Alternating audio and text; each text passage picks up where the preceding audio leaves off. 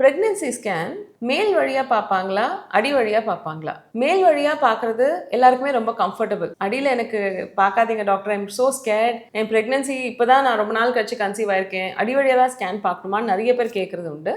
உங்களோட opinion? So ப்ரெக்னென்சியில் வந்து நம்ம வந்து யூஸ்வலாக டீல் பண்ண போகிறது யூட்ரஸ்க்குள்ளே ப்ரெக்னென்சி எப்படி இம்ப்ளான்ட் ஆயிருக்காங்க, எங்கே இம்ப்ளான்ட் ஆயிருக்காங்கன்னு தான் ஃபஸ்ட்டு ஏர்லி ப்ரெக்னென்சி ஸ்கேனில் பார்க்க போகிறோம். ஸோ அதை நம்ம பார்க்கும்போது நம்ம பெட்டர் ஆக்சஸ் ஆஃப் யூட்ரஸ் வந்து வெஜைனல் ஸ்கேனில் தான் நமக்கு கிடைக்கும்.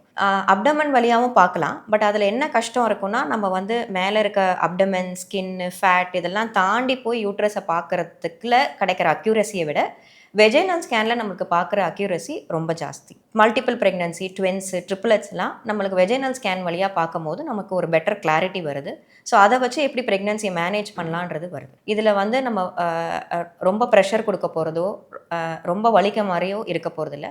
Will make the patient very comfortable, will explain the patient, make the patient very comfortable about the procedure and then we do the transvaginal scan. So இதில் நம்ம தெரிஞ்சுக்க வேண்டியது என்னென்னா, எவ்வளோ ப்ரெஷியஸ் ப்ரெக்னன்சியாக இருந்தாலும் வெஜினல் ஸ்கேன்னால் பிரச்சனை வராது, அதனால் ப்ளீடிங் வராது. ஆனால் உங்களுக்கு பெயினோ டிஸ்கம்ஃபர்ட்டோ இருந்தால் டெஃபினட்டாக டாக்டர்கிட்ட சொல்லுங்கள். They will do a very gentle scan.